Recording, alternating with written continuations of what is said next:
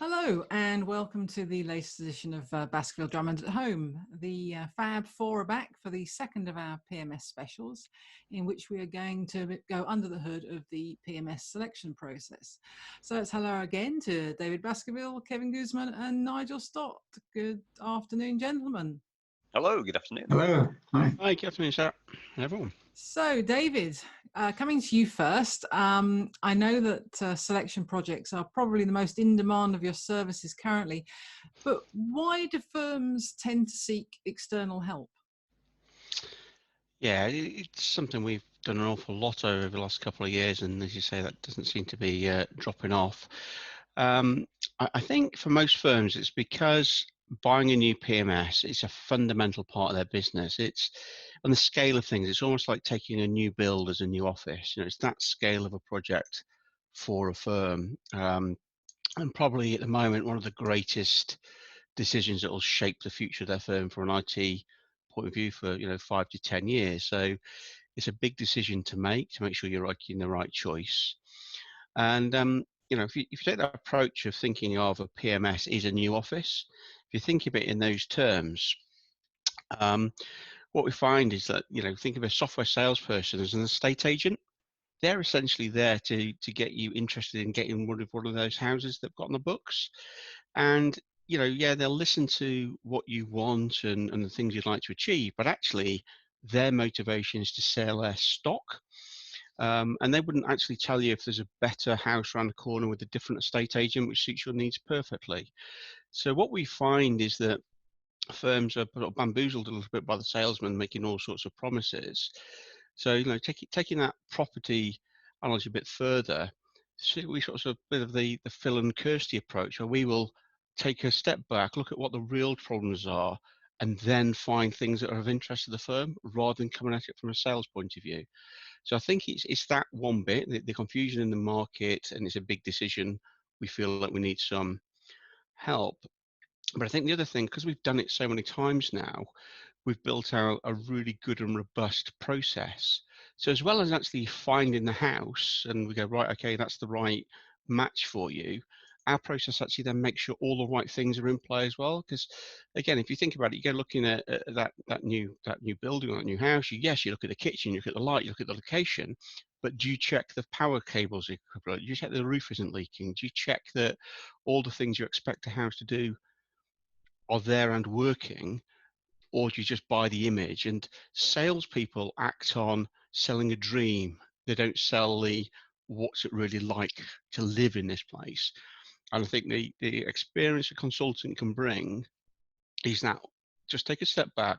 What do we really want? How do we know this is going to be successful? And are we really even looking at the right things to buy rather than just jumping straight into the promised land? Thanks, David.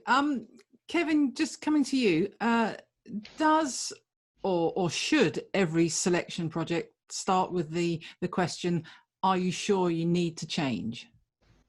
Definitely. I mean, changing your PMS, as David's just said, it is a huge project for any law firm to contemplate. Any sort of endeavor like that, it's not to be taken lightly, and it shouldn't be done at all if it's not necessary. So you really need to be sure that it is indeed a necessary step. So, when we sort of think, well, why would a firm actually be looking to change? Well, clearly they're unhappy for some reason, but they think their current system isn't right. But there may be many reasons for that. It could be that they never really implemented the system properly in the first place.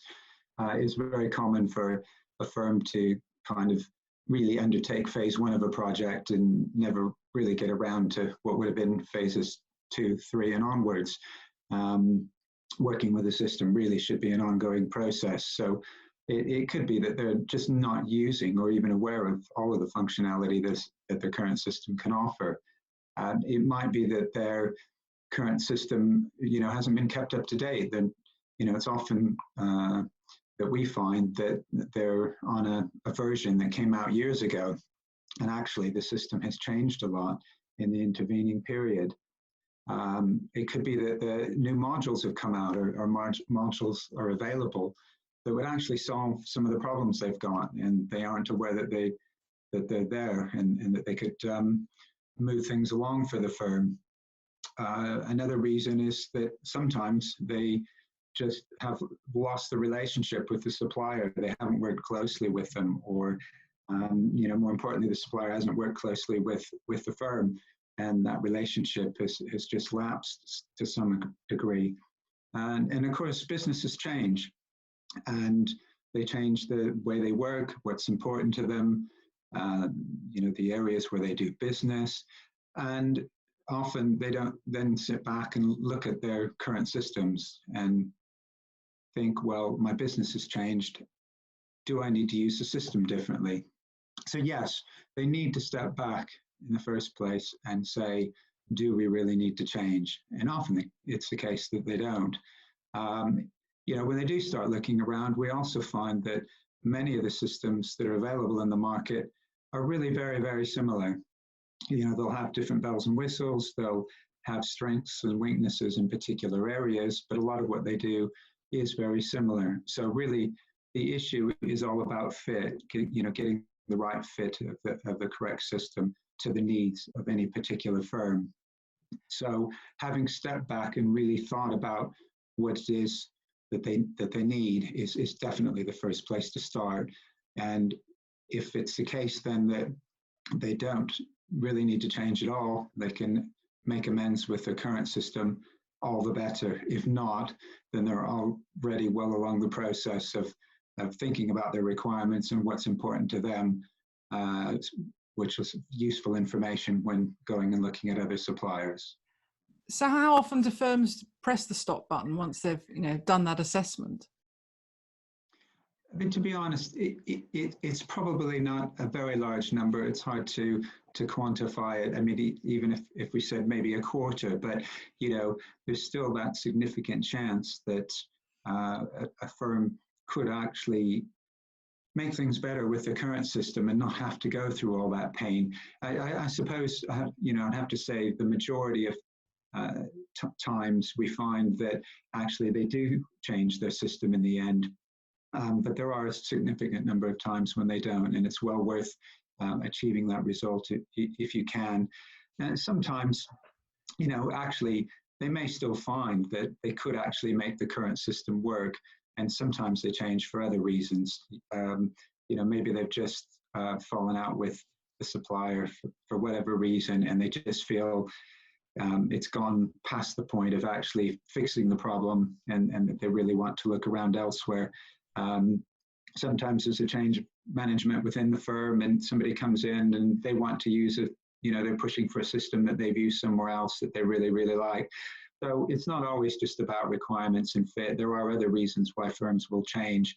So we do often find that change still happens in the end, but there are lots of cases where we've found that just getting them to work with their current supplier brings a happy ending for them.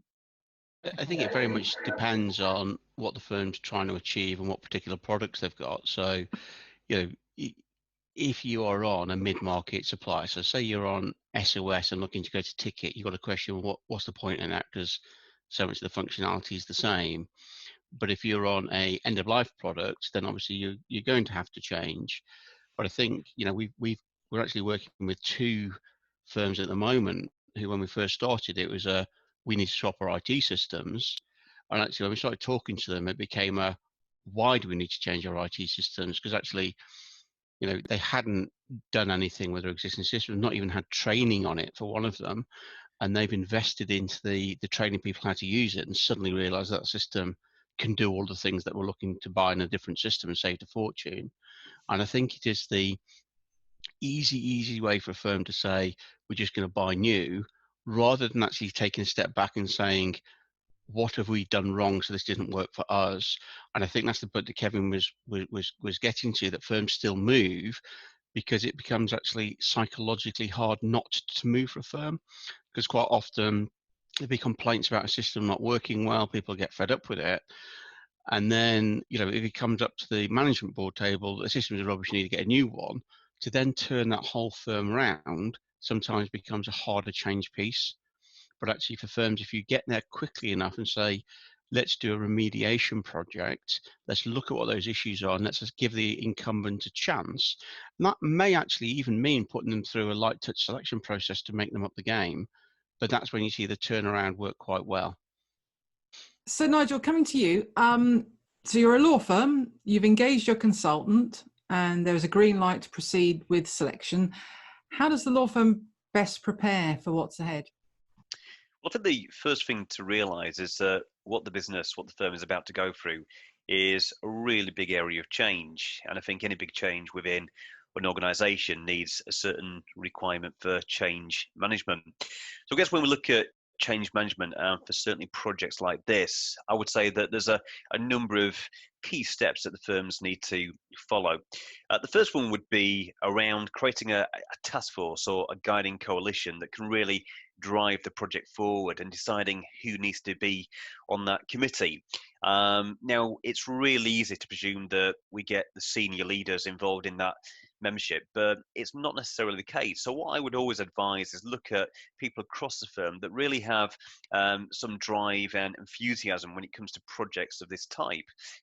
So that may be junior staff members who actually have some really good ideas about how systems and processes can be improved and would be really collaborative when taking part in this kind of task force. What I would also say is, we really need to make sure that the whole firm is aware of what's going on and has a drive for the change as a whole. So create a vision for the change, and ultimately what we need to be communicating is, why do we need to do this? Why does it need to be done now? And how will it affect the end user? If I'm a fee earner in the conveyancing team, then how will this process change my day-to-day working life for the better?